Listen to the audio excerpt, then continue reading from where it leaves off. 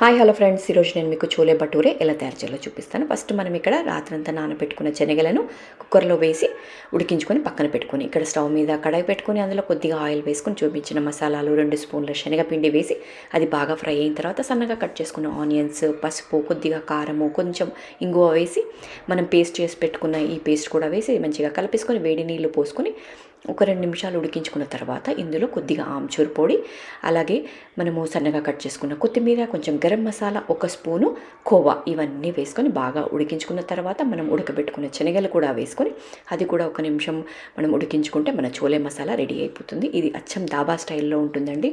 ఇది ఒక secret recipe. So అందరూ తప్పకుండా ట్రై చేయండి. అండ్ మీకు భటూరే ఎలా తయారు చేయాలో కూడా చూపించాను. 1 మినిట్లో ఇది మీకు చెప్పడం చాలా కష్టం కాబట్టి నేను కంప్లీట్ వీడియో అనేది నేను మీకు కింద లింక్ ఇస్తాను. సో కంప్లీట్ వీడియో కూడా చూడండి, తప్పకుండా ట్రై చేయండి. మరిన్ని వీడియోస్ కోసం మీరు నా ఛానల్ని తప్పకుండా సబ్స్క్రైబ్